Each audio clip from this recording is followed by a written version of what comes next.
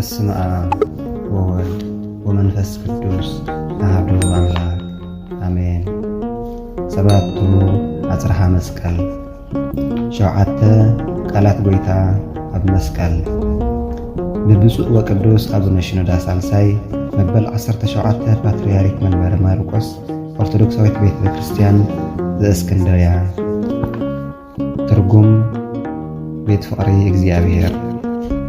በአርትዖት ጉባኤ ሊቃውንት መንበረ ሰላማ ቤተ ክርስቲያን ኦርቶዶክስ ተዋሕዶ ትግራይ ተገምጊሙ ክሕተም ዝተፈቐደ።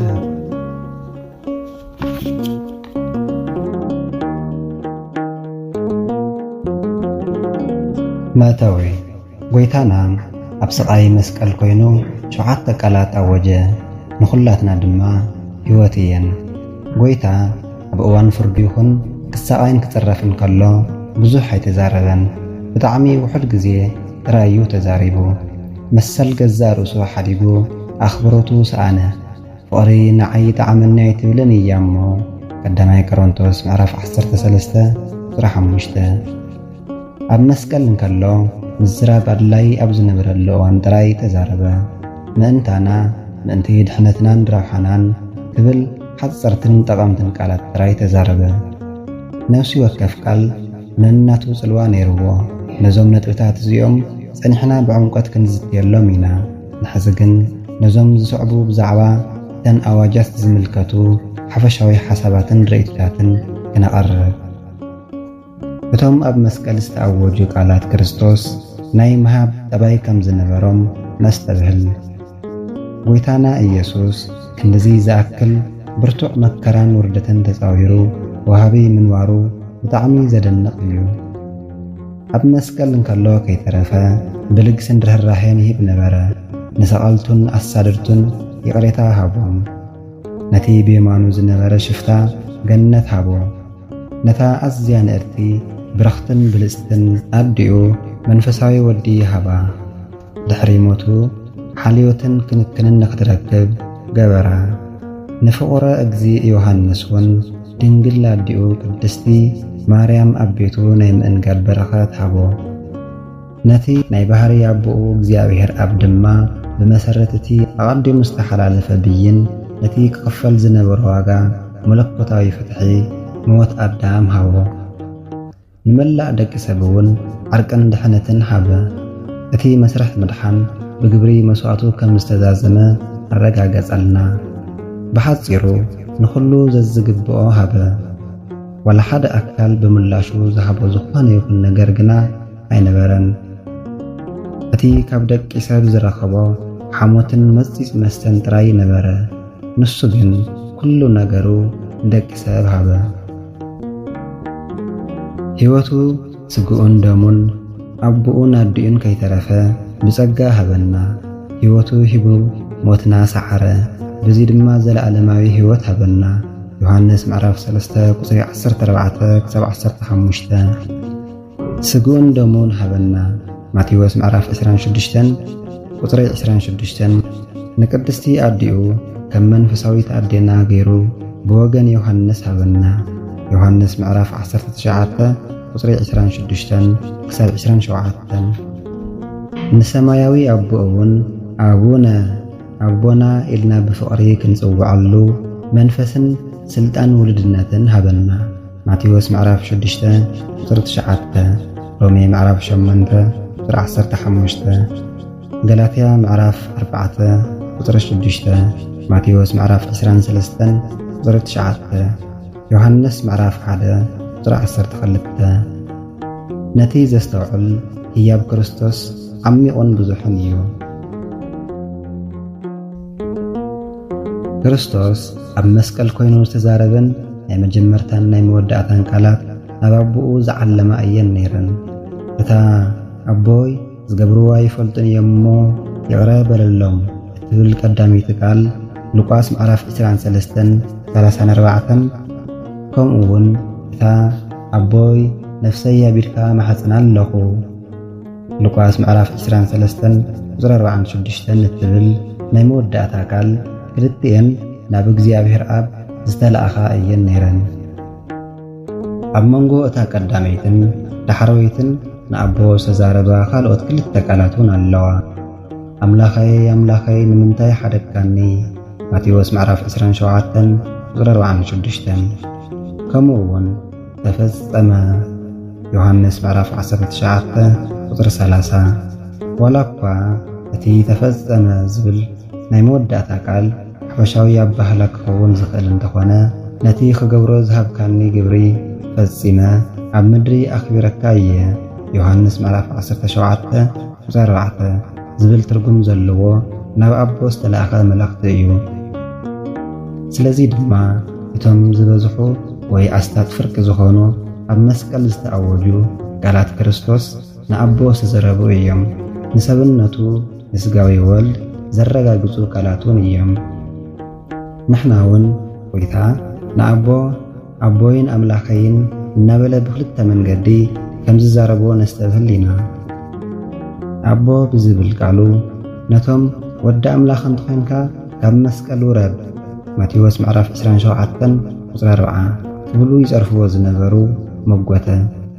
በዚ ከዓ ወዲ እግዚአብሔር ወልደ ኣምላኽ ምዃኑ መርትዖ ኣቕረበ። ካብ መስቀል ኣይወረደን፣ ንመስቀል ግን ናብ ሰማይ ከም ዝዓርግ ገበሮ። በቲ ኣቦ ዝብል ቃል መለኮትነቱ ገለጸ፣ በቲ ኣምላኽ ዝብል ቃል ድማ ሰብነቱ ኣጋሃደ። ብኽልቲኦም ንሱ እቲ ብስጋ ዝተገለጸ ሰብ ዝኾነ ኣምላኽ ምዃኑ ኣወጀ። ቀዳማይ ጢሞቴዎስ ምዕራፍ 3 16 እቲ ኣቦይ ዝብል ቃል ነቲ ኣብ 4ይ ክፍለ ዘመን ዝተለዓለን ንመለኮታዊ ባህሪኡ ዝኻሓደን መናፍቕነት ኣርዮስ ውዱቕ ገበሮ። ውዱቕ ክገብሮ ከሎ እቲ ኣምላኸይ ዝብል ቃል ድማ ነቲ ናይ 5ይ ክፍለ ዘመንን ንሰብኣዊ ባህሪ ክርስቶስ ዝኻሓደን መናፍቕነት ኣውጣኪ ስዑር ይገብሮ። ኣብቲ ቀዳማይ ኣቦይ ክብል ከሎ ከም ወልደ እግዚኣብሔርነቱ እዩ ዝዛረብ። ኣብቲ ካልኣይ ኣምላኸይ ክብል ከሎ ድማ ከም ወዲ ሰብ ወይ ከም ወኪል ሰብኣውነት ይዛረብ። ኣብ መስቀል ንኣቦ ጥራይ ዘይኮነስ ንደቂ ሰብ እውን ተዛሪቡ እዩ። ቅዱሳኑ ብድንግል ማርያምን ብሐዋርያ ዮሐንስን ተወኪሎም ኣለዉ። ንስሓ ዝኣተዉ ሓጥኣን ከዓ በቲ ብየማኑ ተሰቒሉ ዝነበረ ሽፍታ ወይ ብፍያታይ ዘየማን ይምሰሉ። ቃላቱ ናይ ጸጋን በረኸትን ቃላት እዮም ነይሮም። ካብ ኩሎም ፍሳሕታት ዝበልጽ ምድሓንና ዝፍጸመሉ እዋን እዩ ነይሩ። ስለዚ ድማ ናይ ይቕሬታ ናይ ድሕነትን ዘለዓለማዊ ሕይወትን ቃላት ተዛረበ። ናይ ልግስን ውህበትን ጸጋን ቃላት ተዛረበ። ኣብ መስቀል ኮይኑ ንማንም ኣይፈረደን። ነዞም ኩሎም መከራታት ተሸኪሙውን ንሓደ ሰብ እኳ ኣይቀጻዕን። ንሱ ነዛ ዓለም ከድሕና እምበር ከጥፍኣ ኣይመጸን እሞ። ጎይታና መድሓኒናን ኣምላኽናን ኢየሱስ ክርስቶስ ኣብ መዋዕለ ስብከቱ ነዚ ሓቂ እዚ ብዝተፈላለየ መንገዲ ደጋጊሙ ኣምሂሩ እዩ። ኣብነት ክኾንና ነዞም ዝስዕቡ ንመልክዕ።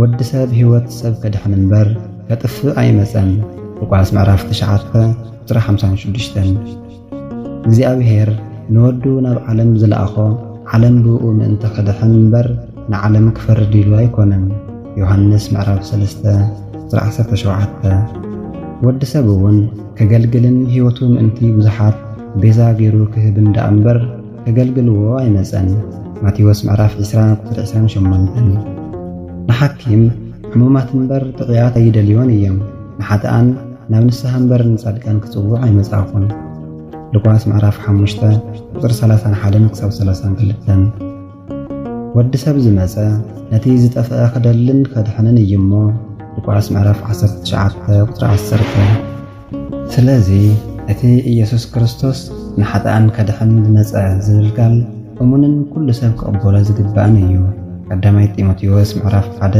ቁጥሪ 15 ኢየሱስ ዝዓርገሉ መዓልቲ ምስ ቀረበ ናብ ሓንቲ ዓዲ ናብ ሰማርያ ኣተዉ። እቶም ህዝቢ ግና ኣይተቐበልዎን። ደቀ መዛሙርቱ ያዕቆብን ዮሐንስን ነዚ ምስ ረኣዩ ጎይታ ሓዊ ካብ ሰማይ ወሪዱ ከጥፍኦም ክንእዝ ዶ ትፈቕደልና ኢኻ በልዎ። ኢየሱስ ምልስ ኢሉ ናይ ኣየናይ መንፈስ ምዃንኩም ኣይትፈልጡን ኢኹም። ወዲ ሰብ ህይወት ሰብ በድሕን እምበር ከጥፍእ ኣይመፅን ኢሉ ገሰጾም። ሉቃስ ምዕራፍ 9:51-56 ንስኻትኩም እውን ነዚ ኢኹም ዝተጸዋዕኩም ክርስቶስ ድማ ኣሰሮ ምእንቲ ክትስዕቡ ኢሉ ምእንታኻትኩም መከራ ተቐበለ ኣርኣያ እውን ሓደገልኩም። ንሱ ሓጢኣት ኣይገበረን፣ ሓሰት እውን ኣብ ኣፉ ኣይተረኽበን፣ ምስ ፀረፍዎ መሊሱ ኣይፀረፈን። መከራ እንተጽንዕሉ እውን ነቲ ብቕንዕና ዝፈርድ እግዚአብሔር ደኣ ነገሩ ኣሕሊፉ ሃበ እምበር ኣየፈራርሐን። ንሓጢኣት ሞይትና ንጽድቂ ምእንቲ ክንነብር ንሱ ባዕሉ ንሓጢኣትና በቲ ኣብ መስቀል ዝተሰቐለ ሰብነቱ ጸሮ። ብቁስሉ ኢኹም ዝሓወኩም ከም ዝጠፍኡ ኣባጊዕ ከርተት ትብሉት ነርኩም። ሕዚ ግና ናብቲ ጓሳኹምን ሓላዊ ነፍስኹምን ተመሊስኩም ኣለኹም። ቀዳማይ ጴጥሮስ ምዕራፍ 2:21-25 ኣጽራሃ መስቀሉ እቶም ኣብ መስቀል ዝተኣወጁ ቃላት ክርስቶስ በቲ ክጋገ ዘይኽእል መለኮታዊ ጥበቡ ግልጺ ቅደም ሰዓብ እዩ ዘለዎም። ፈለማ ንኻልኦት ይቐድም፣ ንዓርሱ ካልኣይ ይገብር፣ ላውኡ ንረብሓ ካልኦት እዩ እሞ ፈለማ ምእንቲ ካልኦት ሰባት ይቕሬታ ብምሕታት ጀመረ። ምኽንያቱ እቲ ቅዱስ ደሙ ከም መጠን መሳርሒ ድሕነት ገና ኣብ መስቀል ከለ እዩ ጽልዋኡ ጀሚሩ። ነዚ ምጽኣት ድሕነት ተኸቲሉ ድማ እቲ መኽፋት ገነት ዝእውጅ ካልኣይ ቃል መጸ። ዋጋ ድሕነት ብደም ጐይታና ተኸፊሉ እዩ እሞ እቲ ገነት ናይ ምእታው መሰል ተግባራዊ ክኸውን ነይርዎ። ጐይታናን መድኃኒናን ኢየሱስ ክርስቶስ ንፈተውቱ ቅድሚ ምጥቃሱ ንጸላእቱ ከም ዝጠቐሰውን ነስተብህል። ቀዳሞት ቃላቱ ነቶም ኣሳደድቱ፣ ካልኣይ ቃሉ ነቲ በደለኛ ሽፍታ፣ ቀጺሉ ድማ ንድንግል ማርያምን ሐዋርያ ዮሐንስን ምስ እግዚአብሔር ኣብ ትዛረብ ከሎ መጀመርያ ኣቦ ኢሉ ጸዋዖ፣ ብድሕሪኡ ድማ ኣምላኽ። ፈለማ ከም እቲ ኣብ ሕቑፊ ኣቦኡ ዘሎ ሓደ ወዲ ዮሐንስ ምዕራፍ 1:18 ቀጺሉ ድማ ከምቲ ካብ ምልኣት ጊዜ ጀሚሩ ዝተወለደ ወዲ ሰብ ይዛረብ። ግዚኡ ምስ በጽሐ ግና ንሕና እውን ስልጣን ወልድነት ምእንቲ ክንረክብ ኣምላኽ ነዚ ካብ ሰበይቲ እተወልደ ታሕቲ ሕጊ እውን ዝኾነ ወዱ ለኣኾ። ገላትያ ምዕራፍ 4:4-5 እተን ቀዳሞት ሰለስተ ቃላቱ ንተግባራት ይቕሬታን ለውሃትን፣ እተን ናይ መወዳእታ 4 ቃላቱ ድማ እቲ ናይ ምድሓን ተግባር ፍጻሙ ዘመልክታ ኣዋጃት እየን። ኣምላኸይ ኣምላኸይ ብምንታይ ሓደግካኒ ዝብል ቃል ዋጋ ድሕነት ምእንቲ ክካፍልን ቤዛ ምእንቲ ክኸውንን ኣቦ ከም ዝገደፎ ዘመልክት እዩ። ካብዚ ብተወሳኺ ነቲ ብሰንኪ በደል ሰብ ዝነደደ ቁጣዓ እግዚኣብሔር ንዝተፃወረሉ ስምዒታዊ ስቃይ እዩ ዝገልጽ። ጸማእኹ ዮሐንስ ምዕራፍ 19:28 ዝብል ቃሉ ድማ ነቲ መድኃኒና ኢየሱስ ክርስቶስ ምእንቲ ሰብ ኢሉ ዝተሸከሞ ስጋዊ ስቃይ ዘመልክት እዩ። ክልቲኦም ጐይታና በዚን ዋጋ ይኸፍል ከም ዝነበረ ዘመልክቱ ቃላት እዮም። እቲ ተፈጸመ ዝብል ቃል እውን እዚ ዋጋ እዚ ሙሉእ ብምሉእ ከም ዝተኸፈለ ዘረድእ ንወዲ ሰብ ዝተዋህበ መረጋገፂ እዩ። ኣቦይ ንነፍሰይ ኣብ ኢድካ ማሕፀን ኣለኹ ዝብል ቃል ድማ ሞት ዓስቢ ሓጢኣት ምዃኑን ምድሓን ብሞት ምፍጻሙን ዘመልክት እዩ። ስለዚ እተን ናይ መወዳእታ 4 ሓረጋት ንድሕነት ወዲ ሰብ ዘመልክታ መረጋገጽታት እየን ነይረን። ኣብተን ዳሕርኦት ክልተውን ናይ ሓጎስን ዓወትን ዕልልታ ኣሎ። ኣምላኽ ነቲ ድሕነት ዝፈጸመ ስቓይ ክርስቶስ ኣፍልጦ ሃበ። ድሕነት ብምፍጻሙ ንዝተሰምዖ ሓጎሱ ነበሰረ። ተፈጸመ ዮሐንስ ምዕራፍ 19:30 እቲ ነቲ ናይ መወዳእታ ድሕነት ዝደሊ ኩሉ ሙሉእ ብምሉእ ከም ዝተፈጸመ ዘመልክት ሓረግ እዩ። እቲ ዝመደቦ ተግባር ምድሓን ብምፍጻሙ ኣምላኽ ተሓጐሰ። ዝኾነ ዕንቅፋት ክገጥሞ እውን ኣይፍቐደን። ኣብቲ ኣቦይ ነፍሰይ ኣብ ኢድካ ማሕፀን ኣለኹ ሉቃስ ምዕራፍ 23:46 ኢሉ ዝተዛረበ እውን እዚ ይምልከት እዩ። በሰን ክልተ ናይ መወዳእታ ቃላት ዲያብሎስ ከም ዝተሰዓረ ኣወጀ። እቲ ውግእ ተወድአ። እግዚኣብሔር ብሞት ገይሩ ንሓይሊ ሞት ሰዓሮ። ናይ ዓወትን ሓጎትን ዕልልታ ድማ መጸ። እዞም ኣብ ላዕሊ ዝተጠቐሱ ኣዋጃት ጎይታ ኢየሱስ ክርስቶስ ኣብ መስቀል ምእንታና ይሰርሕ ከም ዝነበረ ብሰፊሑ ይምህሩና። ንሕነትና ጥራይ ዘይኮነስ ገባሪ ሰናይ መምህርን ኮይኑ ከም ዝቕጽል እውን ሓበረልና። እንድሕነት ዝምልከቱ ኣገደስቲ ረኣያት ምግላጹ ቀጸለ። ኣብተን ቀዳሞት ቃላቱ ጠላእትና ከመይ ክንጻወሮም ይቕረ ክንብለሎምን ከነፍቅሮምን ከም ዝግብአና ብተግባር ኣርኣየ። እታ ናይ መወዳእታ ኣቦይ ንነፍሰይ ኣብ ኢድካ ሓድሪ ይብላ ኣለኹ እትብል ቃሉ ድማ ነፍሲ ዘይትመውት ዘለዓለማዊት ምዃና ከምኡ'ውን ነፍሲ ጻድቕ ድሕሪ ስጋዊ ሞት ናብ እግዚኣብሔር ኣምላኽ ከም እትዓርግ ገለጸልና። ኣብታ ሳልሰይቲ ቃሉ ብዛዕባ ሓቀኛ ፍቕርን ሓልዮትን ኣምሃረና። ነድዩ ብምኽባር ድማ ነታ ሓምሸይቲ ትእዛዝ ከመይ ብሓቅን ብተግባርን ከም እንፍጽማ መሃረና። ሓምሸይቲ ኣብ ካልኦት ቦታታት ድማ ራብዒቲ ቃል ናይቶም 10 ትእዛዛት ወይ 10 ቃላት ኦሪት ኣብታ እግዚአብሔር ኣምላኽካ ዝህበካ ምድሪ እሚኻ ምእንቲ ክነውሕ ኣቦኻ ንኖኻ ነኽብር እትብል ቃል እያ። ዘጸአት ምዕራፍ 20 ቁጽሪ 12 ዘዳግም ምዕራፍ 4 ቁጽሪ 16 ካብዘን 7 ቃላት እንወስዶ ርድኢትን ትዕዝብትን ክንደይ ዓሚቕ እዩ። ቁጽሪ 7 ንባዕሉ ክንደየናይ ኣገዳሲ ትርጉም ከም ዘለዎኸ ይረድአካ ዶ ይኸውን? እምበኣርከስ ትርጉም ናይ ነፍሲ ወከፍ ቃል ሙሉእ ብምሉእ ንምጭባጥ እናፈተና በብሓደ ምርኣይና ንጀምር።